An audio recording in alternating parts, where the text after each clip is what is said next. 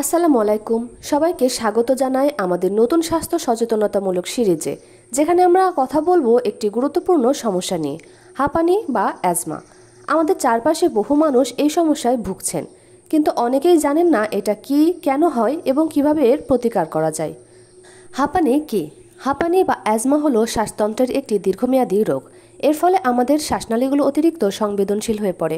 যখন কোনো উত্তেজক উপাদান যেমন ধুলো, ধোঁয়া, ঠান্ডা, পরাগকণা আসে, তখন শ্বাসনালীগুলো সংকুচিত হয়ে যায়, ভেতরে কফ জমে যায়, ফলে শ্বাস নিতে কষ্ট হয়।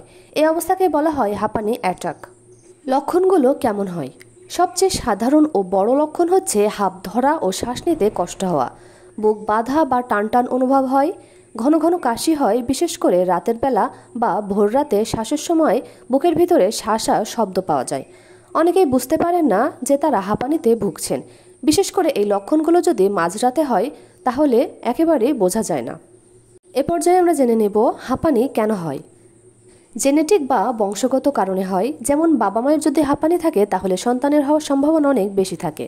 অ্যালার্জিজনিত কারণে হতে পারে, যেমন ধুলাবালি, পশুর লোম, পরাগ, তেল মশলার অতিরিক্ত ঝাঁঝালো গন্ধ বা ধোঁয়া, এগুলো হাঁপানির প্রধান ট্রিগার।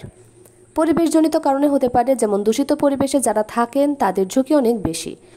জীবনযাত্রা, যেমন অতিরিক্ত ধূমপান করলে, অনিয়মিত ঘুমালে, অপর্যাপ্ত ব্যায়াম করলে, এসব কারণে হাঁপানির প্রবণতা অনেক বাড়তে পারে। হাঁপানি অ্যাটাক কিভাবে হয়? ট্রিগার ঢুকলে শ্বাসনালী ফুলে যায়, কফ তৈরি হয় এবং পেশি টানটান হয়ে যায়, ফলে বাতাস ঢুকতে বা বের হতে বাধা পায়। অনেক সময় হঠাৎ অ্যাটাক হয়, যা জীবন ঝুঁকিরও কারণ হতে পারে। আপনি কখন বুঝতে পারবেন যে আপনি হাঁপানিতে ভুগছেন? বেশিরভাগ মানুষ আমরা এটা বুঝতে পারি না সাথে সাথে। যদি আপনি প্রতি বছর বারবার কাশি, ঠান্ডা বা হাঁপ ধরার সমস্যায় পড়েন, বিশেষ করে রাতের বেলা এই সমস্যাটি বেশি হয়।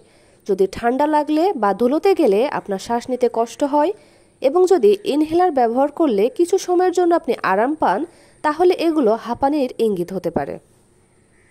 কোন বয়সে হাঁপানি বেশি হয়? হাঁপানি যে কোনো বয়সেই হতে পারে, তবে শিশুদের ও বয়স্কদের মধ্যে এ রোগ বেশি দেখা দেয়। অনেক শিশুর মধ্যে ছোটবেলা থেকে এই লক্ষণ দেখা দিলেও বয়স বাড়ার সাথে সাথে কমে যেতে পারে। আবার অনেকের বয়সের সাথে সাথে শুরু হতে পারে। এর কোনো নির্দিষ্ট বয়স সীমা নাই। এমনকি এটি নবজাতক বা একেবারে সদ্যজাত ছোট শিশুদেরও হতে পারে। সেক্ষেত্রে দ্রুত রোগ চিহ্নিত করতে হবে এবং তাড়াতাড়ি চিকিৎসকের পরামর্শ নিতে হবে। হাঁপানি রোগ কি ভালো হয়ে যায়? হাঁপানি একটি দীর্ঘমেয়াদী অসুখ। এটি পুরোপুরি ভালো না হলেও নিয়মিত চিকিৎসা ও যত্নের মাধ্যমে এটি নিয়ন্ত্রণে রাখা সম্ভব। অনেকেই সঠিক ব্যবস্থাপনায় স্বাভাবিক জীবনযাপন করতে পারেন। সচেতন থাকলে এই রোগ নিয়ন্ত্রণে রাখা সম্ভব। কিভাবে আমরা সচেতন হতে পারি? রোগকে ভয় না পেয়ে তাকে বুঝতে হবে এবং সঠিক সময়ে ডাক্তারের পরামর্শ নিতে হবে। ইনহেলার ব্যবহার করা শিখতে হবে এবং জীবনযাত্রায় কিছু পরিবর্তন আনলেই অনেকটা নিয়ন্ত্রণে রাখা সম্ভব। বন্ধুরা, শ্বাস এটা আমাদের জীবনের প্রতিটি মুহূর্তের সঙ্গী, কিন্তু যখন এই শ্বাসটুকু নিতে কষ্ট হয় তখনই আমরা বুঝি মুক্ত বাতাস কতটা মূল্যবান। হাঁপানি কোনো অভিশাপ নয়, যদি আমরা তাকে চিনে নিই, বুঝে নিই আর নিয়ন্ত্রণ করতে শিখে যাই। আজ আমরা হাঁপানির সাথে পরিচিত হলাম।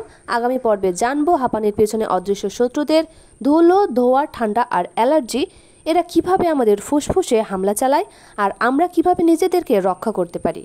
এই ভিডিও যদি আপনার ভালো লেগে থাকে তাহলে শেয়ার করুন আপনার প্রিয়জনদের সঙ্গে, কারণ হয়তো আপনার একটা শেয়ারেই কাউকে মুক্ত বাতাসে ফের বাঁচার পথ দেখাবে।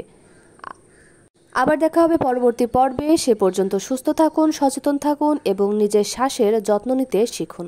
ধন্যবাদ।